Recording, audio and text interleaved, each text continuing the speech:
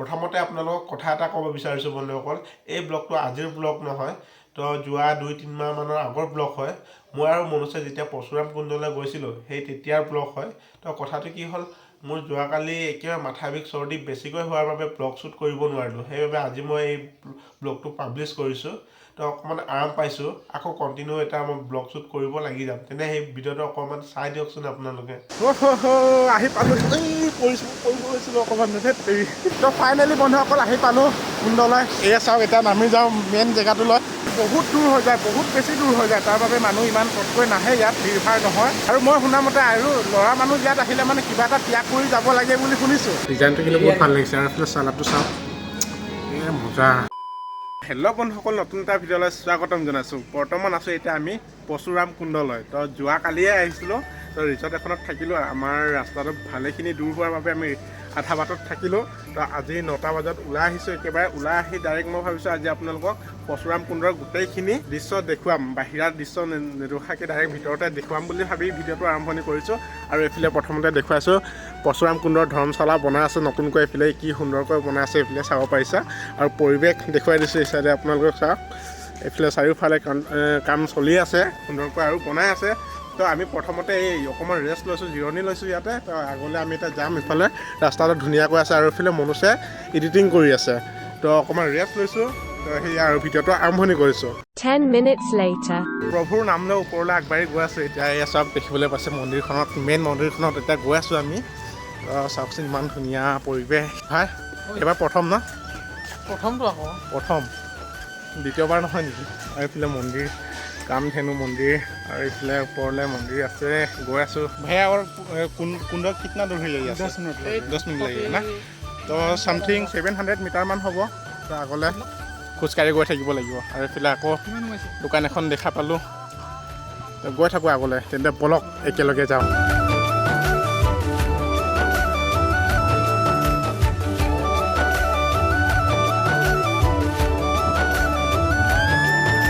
ইমান দূৰ আহিছোঁ, এইখিনি কষ্ট কৰাটো কি ডাঙৰ কথা ন? তাকেইতো। আৰু এইফালে আপোনালোকে দেখিবলৈ পাইছে দুৰ্গা মন্দিৰ। যিহেতু দুৰ্গা পূজা আহিছে আৰু ওচৰতে আৰু 2-3 দিনৰ কথা। আগতে সৰু হৈ থাকোঁতে দুৰ্গা পূজা যেতিয়া আহিবলৈ হয় মানে 15-20 দিন আগতে যি মানে ভাল লাগি থাকে, যি ভাল লাগিছে, মনটো উৎফুল্ল হৈ থাকে একেবাৰে। তেনেকুৱা কৰিম। বিশেষকৈ আৰু বন্ধু পূজাটো শেষ হৈ গ'লে বহুত বেয়া লাগি যায়। বহুত বেয়া লাগি থাকে। আৰু ডাঙৰ হৈ আহিছোঁ মানে সেই ভাল লগাবোৰ কিবা নাইকিয়া হৈ গৈছে মানে। আৰু একচুৱেলি কি, আমি যেতিয়া নেকি দুৰ্গা পূজাৰ আগ মুহূৰ্ত মানে এসপ্তাহ আগত যি দৌৰিবলৈ ওলাওঁ আৰু মানে তেতিয়া জছ এটা বেলেগহে থাকে, বেলেগ লেভেলৰ থাকে। কিন্তু দুৰ্গা পূজা যোৱাৰ পিছত আৰু কোনো নুঠে আৰু দৌৰিবলৈ। সেয়া আপোনালোকৰ হয় নাই বাৰু জনাবচোন। আৰু আমি আগলৈ গৈ আছোঁ, তেন্তে বলক গৈ থাকোঁ। আৰু ভাবিছিলোঁ গোটেই কুণ্ডলৈ পূৰা ধুনীয়া ৰাস্তা বুলি ভাবিছিলোঁ, কিন্তু আগলৈ চাওক নাই, কেঁচা ৰাস্তা পালোঁ।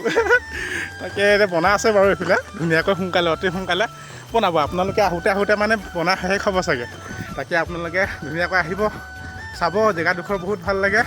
তো আমিও গৈ আছোঁ চাবলৈ, তেনে বলক। আহি পালোঁ, পৰিছিলোঁ অকণমান দেৰি। তাকে আহি পালোঁ। এইফালে চাওকচোন ইমান ধুনীয়া দৃশ্য দেখুৱাই দিছোঁ আপোনালোকক। লগতে এই নদীৰ কাষৰ পৰা চিৰি আছে, চিৰি নতুনকৈ বনাইছে। এইফালে চাওক, গ'লে একেবাৰে ধুপুংকৈ পৰি যাম একেবাৰে নদীত।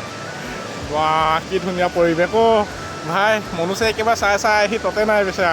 তাকে আগলৈ গৈ আছোঁ আৰু আগলৈ খোজকাঢ়ি। তেনে ব'লা ভাই, সোনকালে ব'লা। আৰু এইফালে চাওক নাই, ইমান ধুনীয়াকৈ পানী কিলকিলকৈ আহি আছে। আৰু এইফালে চাওক ঢৌ পানীখিনি বৈ আছে। দুফালে আৰু দুটা সংগম মিলি গৈছে। আমি গৈ পোৱাহি নাই এতিয়ালৈ, এটা পাম আৰু বেছি দূৰ নাই। 10 minutes later. তো ফাইনেলি বন্ধুসকল আহি পালোঁ কুণ্ডলৈ। এয়া চাওক, এতিয়া নামি যাওঁ মেইন জেগাটোলৈ। ইমান থিয় জেগাডোখৰ।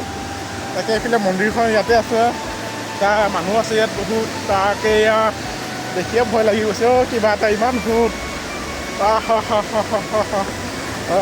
কৃষ্ণ কৃষ্ণ যে পৰশুৰাম বাবাহে হয়। তাৰ মন্দিৰটো দেখুৱাই দিছোঁ আপোনালোকক। এয়া মন্দিৰ, আৰু লগতে এয়া চাওক নদী পানী কেনেকৈ বৈ আছে চাৰিওফালে চাওক। একেবাৰে মানুহৰ সমাগম নাই ইমান এটা। তো একচুৱেলি বহুত দূৰ হৈ যায়, বহুত বেছি দূৰ হৈ যায়, তাৰ বাবে মানুহ ইমান পটকৈ নাহে ইয়াত, ভিৰ ভাৰ নহয়।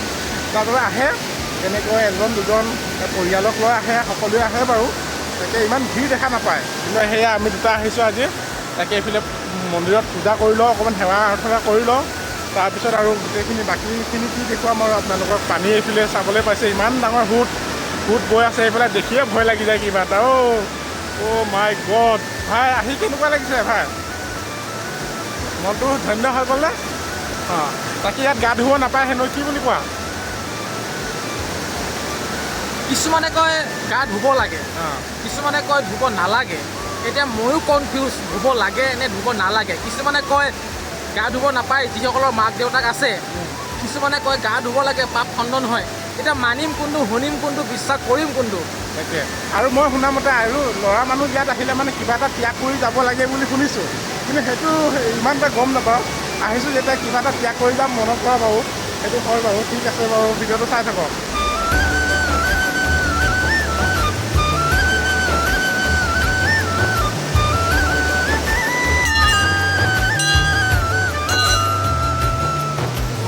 জয় পৰশুৰাম বাবা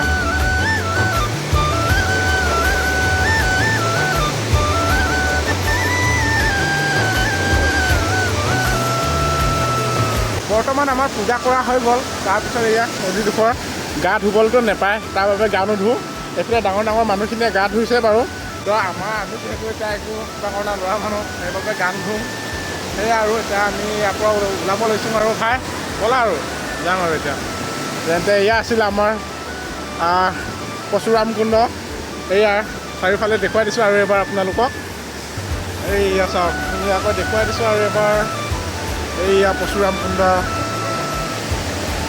এইয়া 3 hours later. আমি এটা খাবলৈ লৈছোঁ পোলাও আৰু এইফালে চাওক পোলাও চিকেন খাই আছোঁ লগতে একেবাৰে মনোজে পুৰা সিহঁতি কিবা কৰি আছে ধুনীয়া দেই ডিজাইনটো কিন্তু বহুত ভাল লাগিছে আৰু এইফালে চালাডটো চাওক এই মজা খাই লওঁ 15 minutes later.